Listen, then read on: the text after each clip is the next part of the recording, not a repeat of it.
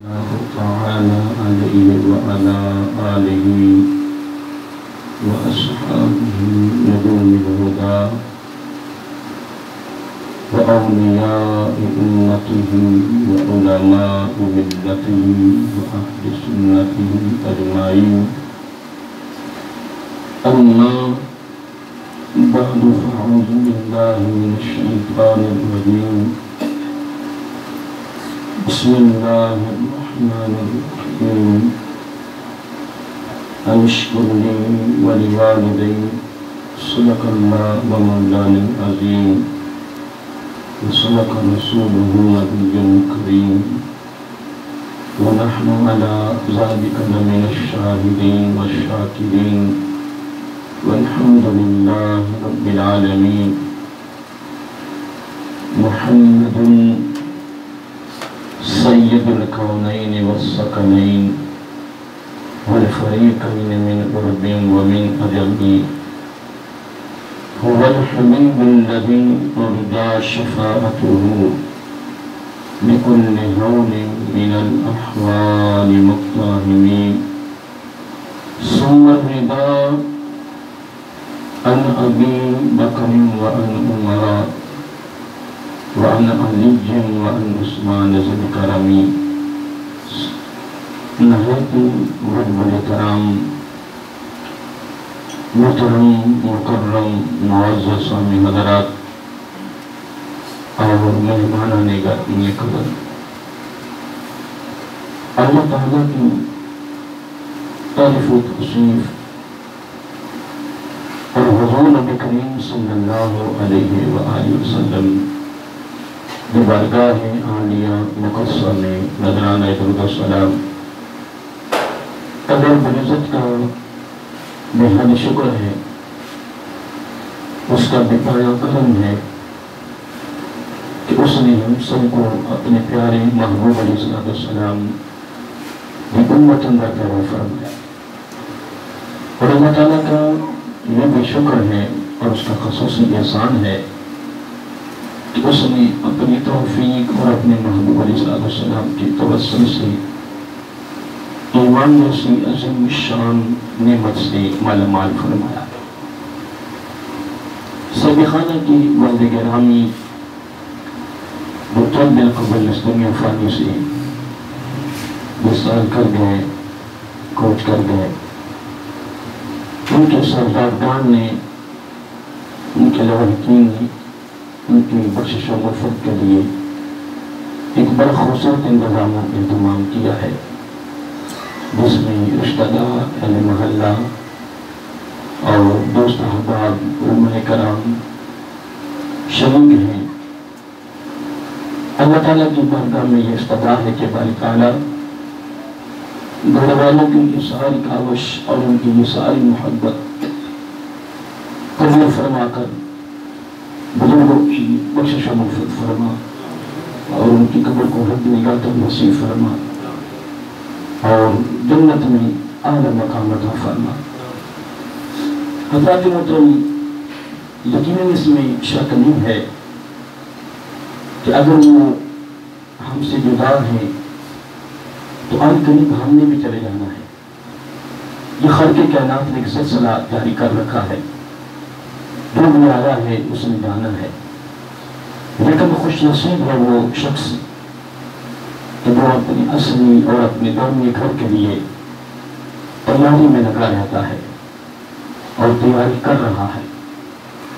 حدیث پاک میں آتا ہے، حضرت امام حسن رضی اللہ تعالیٰ عنہ خود اس کا راوی ہے، اپنی نانا جان کی اس حدیث کو روایت کرتے ہیں. آقا علیہ السلام نے فرمایا، وہ میرا امتی مبارک حقدار بھی ہے، خوش نصیب بھی ہے، عقل مند بھی ہے اور کامیاب بھی ہے. یہ تین چار جملے اس حدیث میں آتے ہیں. مبارک بھی دی، زبان نبوت نے کیا بولیے مبارک بھی دی، خوش نصیب بھی کہا، اہل عقل بھی کہا، اہل شعور بھی کہا اور کامیاب بھی فرمایا. عرض کہ یا رسول اللہ صلی اللہ علیہ وآلہ وسلم، یہ بھی میں آپ کے درمیان میں تحفہ دیتا جاؤں تاکہ اس کا ثواب بھی بزرگوں کو پہنچ جائے، کیونکہ آج کی مجلس ایصال ثواب کی ہے، اس میں سب کی نیت اور سب کا ارادہ اور غرض روایت جو ہے وہ ایصال ثواب ہے۔ کیا ہے؟ اس کے علاوہ کوئی اور مقصد نہیں ہے۔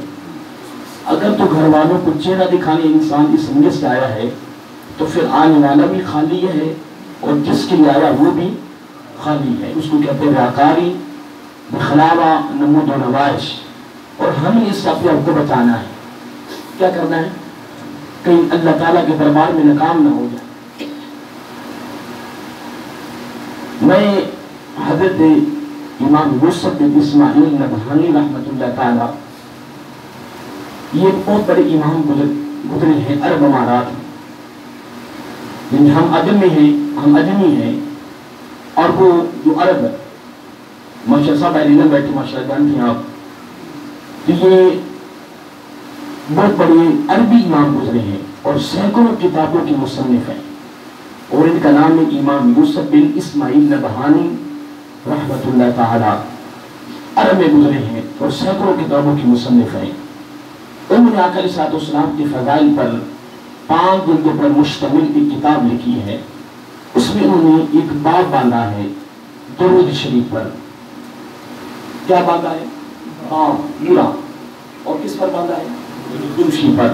ایک آپ کے لیے بڑا خاص تحفہ آپ کو میں دے رہا ہوں اور ہیرا دے رہا ہوں آپ کو، تاکہ اس موقع پر یہاں تک پہنچ جائے اور میں بھی اس پر عمل کروں، آپ بھی عمل کریں، اور انشاءاللہ عمل کرتے کرتے قبر میں جائیں اور آقا علیہ السلام سے آمنا سامنا ہو تو منکر نکیر ہم سے پوچھیں کہ بتاؤ یہ ہستی کون ہے، تو سرکار فرمائے آج اس سے نہیں پوچھنا، آج تو میں نے بتانا کہ یہ کون ہے۔ اس لیے میں آپ کو ایک تحفہ دے رہا ہوں درمیان میں، جب میں نے کہا کہ پڑھو، کیا پڑھو؟ صلی اللہ علیہ وآلہ وسلم، اس پر میں آپ کو تحفہ دے رہا ہوں، پھر اگلی بات پھر کرتے ہیں انشاءاللہ۔ اور اس کے راوی بھی کون ہے؟ حضرت فاروق اعظم رضی اللہ تعالیٰ عنہ۔ آپ فرماتے ہیں کہ آقا علیہ السلام ایک دن ہماری مجلس میں تشریف فرما تھے، تو آقا علیہ السلام نے فرمایا کہ جب میرا امتی میرے اوپر درود و سلام پڑھتا ہے، کیا ویسے کوئی میری گفتگو مشکل تو نہیں، الفاظ کلمات سلیقے سے، کوشش تو میری یہی ہے کہ یہ پیغام آسان ہو آپ کے لیے اور میرے لیے۔ زیادہ وقت نہیں لینا، بس 1-2 باتیں کرنی ہیں انشاءاللہ آپ سے، لیکن جتنی یہ باتیں ہو رہی ہیں میں کر رہا ہوں، اس کا ثواب مجھے مل رہا ہے کرنے کا اور تمہیں سننے کا، اور دعا تو جو بعد میں ہوگی انشاءاللہ، لیکن خود بخود ثواب ان کو پہنچ رہا ہے جس کے لیے آج مجلس قائم کی گئی۔ اس کو کہتے ہیں احسان۔ کیا کہتے ہیں؟ نیت المومن خیر من عملہ، پر نیت میں فطور نہ ہو، نیت میں فطور نہ ہو، اگر حلم بھی ہو، نیت بھی خالص ہو اور اخلاص پر مبنی ہو، نمبر 1۔ نمبر 2، پھر رزق حلال ہو، نبی کی ادا ہو، رب کی رضا ہو، تو پھر وہ عمل بھی کمال، وہ عمل بھی، تو پھر وہ ذرے کے برابر بھی ہونا تو جبل احد سے بھی زیادہ ثواب رکھتا، ذرے کے برابر بھی ہو تو عمل ساری کائنات سے بھی بڑا ہو، تو اس میں نبی کی ادا شامل نہ ہو، رب کی رضا شامل نہ ہو، اس عمل کی اس کی بارگاہ میں کوئی مقت نہیں، کوئی اصیت نہیں ہے، کوئی اس کا مقام نہیں ہے۔ یہ درمیان میں ایک جملہ میرے منہ سے نکل گیا ہے جو اب تک پہنچ جائے۔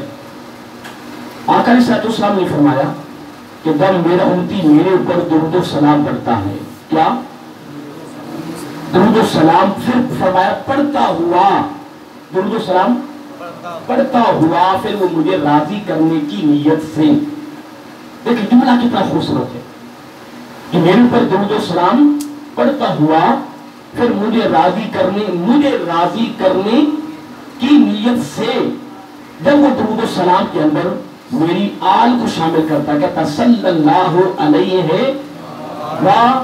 دیکھیں اکثر ہمارا تقیہ کلام یہی ہوتا ہے کہ صلی اللہ علیہ وسلم، ایسے ہی صاحب اکثر 100 میں سے 90% یہی کہتی صلی اللہ علیہ وسلم، اور اس سے حق ادا ہو جاتا ہے، کیونکہ درود و سلام ہی پڑھنا ہے نا، حق ادا ہو جاتا ہے، کوئی اعتراض نہیں ہے، کوئی تنقید نہیں ہے، الحمدللہ۔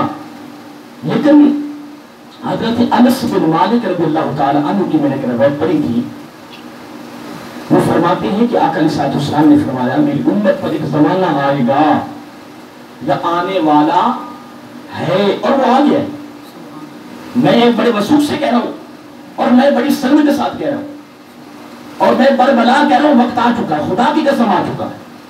وہ تو میدان کربلا سے وقت شروع ہو چکا تھا۔ کوئی مانے یا نہ مانے جائے، جہنم میں منوانا مقصود نہیں ہے، بتانا مقصود ہے، اس سند کے ساتھ۔ اور حضرت انس بن مالک اس کے راوی ہیں، بڑے جلیل قدر صحابی ہیں،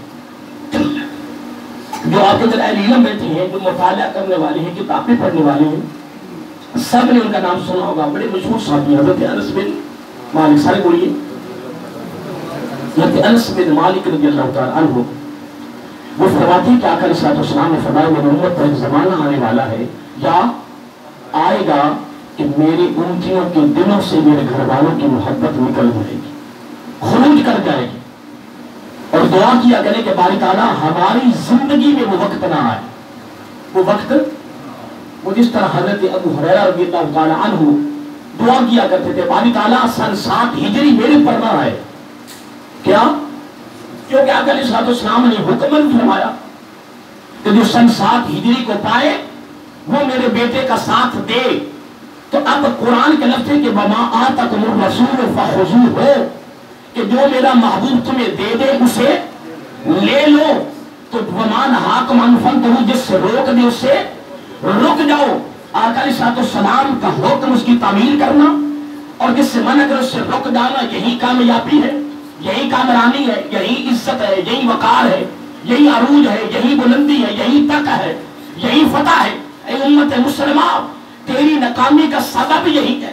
بین اقوامی سطح پر امت مسلمہ تیری ناکامی کا سبب یہ ہے، ڈر کا سبب یہ ہے، غیروں سے ڈرنے کا سبب یہ ہے، غیروں کے ہاں گھٹنے ٹیکنے کا سبب یہ ہے کہ تو اس سے دور ہے۔ جو نبی دے رہا ہے وہ تو لے نہیں رہا، جس سے منع کر رہا تو منع نہیں ہو رہا، تو یہی تو وجہ ہے۔ وگرنہ اگر یہ امت مسلمہ آ جا کر آقا علیہ السلام کی سنت سے جڑ جائے، قرآن سے وابستہ ہو جائے، تو پھر پوری کائنات میں تیکہ بھی تیرا ہے، دبدبا بھی تیرا ہے، فتح بھی تیری ہے، غلبہ بھی تیرا ہے، عزت اور وقار، عروج بلندی سب کچھ تیرا ہے۔ لیکن شرط کیا ہے؟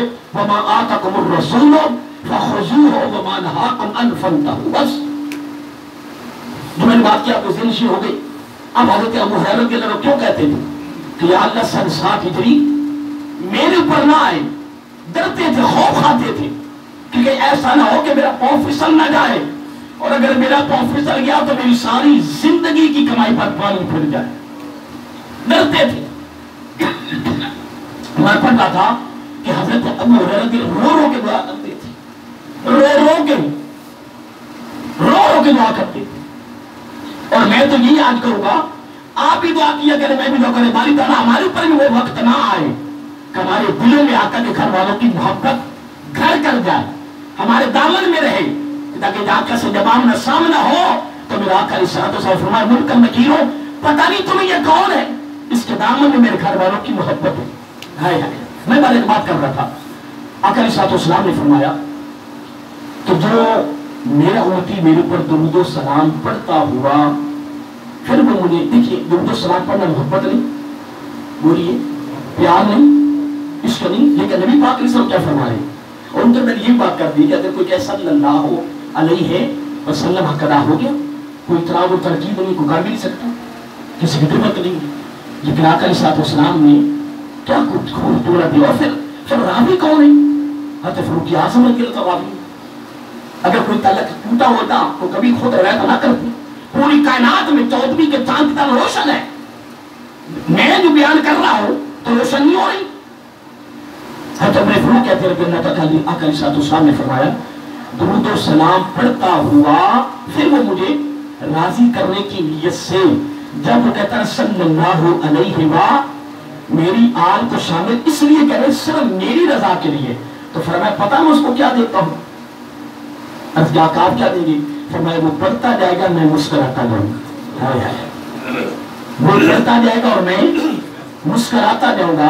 تم نے یہ بتاؤ کہ کیا امیری بنگلوں اور کوٹھیوں میں کیا امیری گاڑیوں میں ہے؟ کیا امیری پیکے میں ہے؟ امیری پیسے میں ہے؟ امیری کیا وزارت میں ہے؟ وزیر کیا امیری پروٹوکول میں ہے؟ کیا لباسوں میں ہے؟ کارخانے اور فیکٹریوں میں ہے؟ کس کو امیری کہتے ہیں؟ بستر اور خاک پہ سونے والوں کا خواب ایک ہی ہے.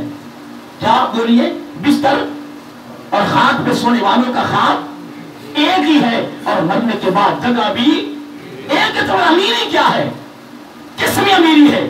خدا کی قسم تو غریب تر ہے، ذاتی مکان کے لیے کوئی سلام لینا پسند نہ کرے، تجھے دیکھنا پسند نہ کرے، غریب تر ہے، لیکن تو اپنے کمرے میں تنہائی میں خلوت میں تو میرے آقا علیہ السلام کو خوش کرنے کی نیت سے جب تو جناب مسلسل لگاتار پڑھ رہا ہے صلی اللہ علیہ وآلہ سنہ میں زندگی کا معمول بنایا ہوا ہے، روٹین بنا لی ہے، زندگی کا حصہ بنا لیا ہے، ذوق میں، محبت میں، پیار میں، عشق میں، لگن میں تو پڑھ رہا ہے، تو پڑھتا جا رہا، ادھر چہرے کی مسکراہٹ ملتی جا رہی ہے. تو جس کے دامن میں میرے آقا کے چہرے کی مسکراہٹ کی دولت آ جائے، مجھے جب بتاؤ اس سے بڑا بھی کوئی کائنات میں امیر ہے؟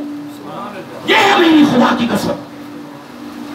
بہرحال میں یہ درمیان بھی ایک وظیفہ تھا، خصوص ہیرا تھا، وہ میں آپ تک پہنچا دیا ہے. تو اب میں بھی صبح و شام اگر زیادہ نہیں کہ 100 مرتبہ پڑھیں، صبح 100 مرتبہ پڑھیں، 100 مرتبہ رات کو پڑھیں، تو کتنی مسکراہٹ ملی سرکار کے چہرے کی؟ بولیے 200 مرتبہ تو کمال نہیں؟ تو پھر شروع کر دیا آپ کے بعد. تو اگر بدری صحابہ کی مناسبت سے 313 کر لیں تو پھر قیامت کو کثرت والے درود شریف پڑھنے والوں کے اندر شامل ہو جائیں. یاد رہے گا نا؟ تو یہ فقط اپنے تک محدود رکھو گے کہ سخاوت بھی کرو گے، سخاوت کرو، سخی بن جاؤ، گھر والوں کو بتاؤ، دوست احباب کو بتاؤ، جہاں بھی جاؤ. اگر تیرے کہنے پر ایک آدمی بھی لگ گیا نا تو ان الدال علی الخیر کا فاعل ہی، جتنا ثواب اس کو ملے گا اتنا ثواب تمہیں ملتا جائے. تو یہ بات عام کر دینا تاکہ ہر ایک تک یہ بات پہنچ جائے. صلی اللہ علیہ وآلہ وسلم. بھائی میں تو سیدھی بات بتاؤں کہ جب اس کو پڑھتا ہوں مجھے سرور آتا، لطف آتا، سکون آتا، بڑا لطف آتا. میں جب پڑھ رہا ہوں تو میں جب جتنی مرتبہ جہاں پڑھ لیا نا، الحمدللہ میرا یقین ہے کہ اتنی مرتبہ آقا علیہ السلام کے چہرہ انور کی مسکراہٹ آ گئی ہے، اور اس کا ثواب مجھے بھی مل گیا ہے. وہ مسکراہٹ بزرگوں کو بھی پڑھ گئی. یہ سارے ثواب کی وجہ سے نا. اور ایک مرتبہ سارے پڑھو گا صلی اللہ علیہ وآلہ وسلم. ہمیں آقا علیہ السلام کے چہرہ انور کی مسکراہٹ کی دولت ملی، تو آپ ان بزرگوں کو پہنچ گئی جن کے لیے ہم یہاں جمع ہوئے ہیں. اس کو کہتے ہیں انصاف، اس کو کہتے ہیں. اور یہ یاد رہے گا. ایک بات میں اور شامل کرنا چاہتا ہوں، اگر اجازت تو کر دوں. بولیے نا. میں کہ آپ کی اجازت ہے نا؟ آپ کے لیے شامل کرنا چاہتا ہوں. میں آپ کے زیادہ وقت بھی نہ لوں، تھوڑے سے وقت دو بات توفی آپ تک پہنچ جائیں. میں حدیث پاک میں پڑھ رہا تھا، آپ نے ماشاء اللہ سنا ہوگا، پڑھا بھی ہوگا الحمدللہ، اہل علم بیٹھے ماشاء اللہ. آقا علیہ السلام جب جنت کا مشاہدہ کر رہے تھے نا معراج شریف کے موقع پر، تو آپ کے ساتھ کون فرشتے تھے بتائیں جو آپ کو سیر کروا رہے تھے؟ ماشاء سب کو پتا ماشاء اللہ. میں سوال نہیں کر رہا کہ وہاں پر سوال کرنے آیا ہوں، میں ایک تبادلہ خیال کر رہا ہوں آپ کے ساتھ. تو سید الملائکہ آپ کو مشاہدہ کروا رہے تھے جنت کا، تو آپ کے سامنے چلنے کی آواز آ رہی تھی، چلنے کی. تو میرے آقا علیہ السلام کو علم ہے، کوئی مانے یا نہ مانے میرے آقا کو پتا. کہاں جبرائیل کا علم اور کہاں میرے آقا کا علم. میں کہتا ہوں زمین اسمان بھی کہے تو یہ بھی مناسب نہیں ہے موازنہ کرنا کہ نہیں. جبرائیل علیہ السلام جیسے اربوں خربوں بھی اکٹھے ہو جائیں تو میرا آقا کے سامنے کیا ہے؟ وہ تو غلام ہے، وہ تو نوکر اس بیٹھ کے، تو اس پر دولت پر اجازت کے بغیر جناب وہ اندر نہیں آ سکتے کہ نہیں. ایسے ہی ہے بولی. تو آقا علیہ السلام نے فرمایا اے سید الملائکہ یہ تو بتاؤ یہ جنت میں میرے آگے کوئی چلنے کی سی آواز آ رہی ہے، کون ہے؟ چلنے کی آواز آ رہی ہے تو کوئی نظر نہیں آ رہا، کون ہے؟ کہ لگے جی آپ کے غلام. کہ کون سے؟ کہ لگے حضرت بلال حبشی. آگے کیا کریں؟ رضی اللہ تعالی عنہ. ایک طریقہ ہے، جب نبی کا نام ہے تو دروشی پڑھیں، صحابی کا نام ہے تو صحابیہ کا نام ہے، رضی اللہ عنہ ولی کا نام آئے تو رحمت اللہ تعالی. ایک ادب کا تقاضا ہے، پیار کا تقاضا ہے.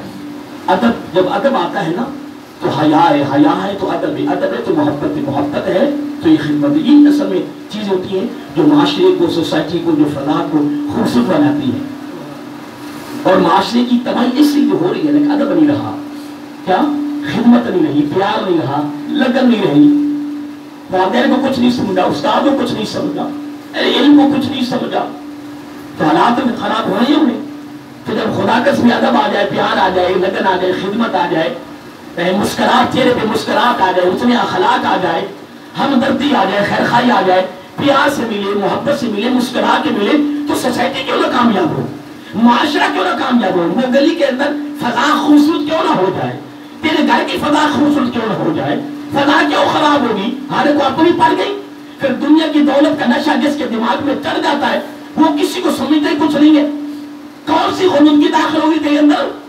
اللہ کے بندے ہوش کر، تو جتنے بھی دیوبند پہ چلا جا، جب بھی کسی سے مل، مسکرا کے مل، تاکہ تم مر کے قبر میں جائے، ہر گلی، ہر بازار، ہر چوک میں یہ ہی بات ہو، یا تھا تو بڑا، پر جب بھی ملتا تھا مسکرا کے ملتا تھا. یا امیر بڑا تھا پر غرور نہ تھا، پیسہ بڑا تھا پر تکبر نہ تھا، پیسہ بڑا تھا پر وڈیائی نہ تھی، بڑا تھا لیکن جب بھی ملاقات ہوتی نا ایسے لگتا جس طرح جس کے پاس کچھ ہے ہی نہیں. یار ہمارے علاقے کو اجاڑ گئے، یار آنکھوں میں آنسو آ رہے، تو زبان نبوت نے گارنٹی دے دی ہے، ضمانت دے دی ہے. فرمایا جب یہ حال تیرے حق میں ہو جائے تو پھر میری طرف سے خوشخبری ہے، یہی تیری بخشش کی سند ہے. اس لیے دوستو یہ سبق ہے، یہ درس ہے، تقریر نہیں ہے. تقریریں بڑی ہو رہی ہیں، تقریریں پتہ کب سے ہو رہی ہیں، خطابات ہو رہے ہیں، بڑے بڑے خطابات ہو رہے ہیں. اصل بات تو یہ ہے کہ کوئی سادگی میں کرے، کوئی ترنم میں کرے، کوئی بلند آواز سے کرے، کوئی آستہ کرے، اس کی گفتگو پر توجہ رکھو کہ مجھے سبق کیا مل رہا ہے، مجھے درس کیا مل رہا ہے، مجھے دعوت فکر کیا مل رہا ہے. الحمد سے لے کر والناس تک دوستوں سارا کا سارا کلام الہیہ کیا ہے؟ دعوت فکر ہے. دعوت بولیے، دعوت فکر. ہم ایک بات کر رہا تھا تو طلب اللہ تعالیٰ کی بات میں دعا کرنے طرح خصوصی مہربانی فرمائے. میرا آقا صلی اللہ علیہ وسلم فرمایا کہ یہ میرے سامنے کسی کی چلنے کی آواز آ رہی ہے، تو انہوں نے کہا کہ وہ آپ کے غلام حضرت بلال حبشی رضی اللہ تعالیٰ عنہ. فرمایا چل رہا ہے مکے کی زمین پر، مکے کی گلیوں میں چلنے کے بعد مدینہ اپنا جنت میں. آقا علیہ السلام نے واپس آتے ہی غلام کو بلا لیا، غلام کو بولیے، غلام کو بلا لیا. فرمایا میں اس طرح کا ماشاء اللہ سارے اہل علم میں مجھ سے بھی ماشاء اللہ علم میں، عقل میں، شعور میں اور عمر میں کی ماشاء اللہ سینئر ہے. سر میں ایک چھوٹا سا آپ کے ساتھ تمہارا خیال کرنا چاہتا ہوں کہ یہ جو بلال حبشی رضی اللہ کو مقام ملا ہے یہ نبی کی نسبت سے ملا ہے یا نسبت سے پہلے ملا ہے؟ بولیے، نبی کے ساتھ نسبت سے ملا ہے، برکت سے ملا ہے. تو جس عمل کی وجہ سے چلنے کے بعد جنت میں وہ عمل کہاں سے ملا ہے؟ بولیے، وہی تو سرکار کی بارگاہ سے ملا ہے نا. تو آقا علیہ السلام خود بلا رہے ہیں. فرمایا آؤ میرے پاس ادھر آؤ. میں بیٹھ گئے. بڑا خاص طور پر آپ کے لیے جس طرح میں نے آپ کو پہلے کی ہیرا دیا ہے، کون سا بلا؟ کیا بات ہے، شروع کرو، پڑھا کرو رات کو، دل کو پڑھا کرو، خوبصورت پڑھا کرو، بچوں کو سکھاؤ، بچوں کو ان کا ذہن بڑا خوبصورت بنا دو الحمدللہ، تاکہ ہمارے گھروں میں درود و سلام کی سدائے بلند ہو جائے. آیا بہرحال فرمایا بلال ادھر آؤ رضی اللہ تعالیٰ.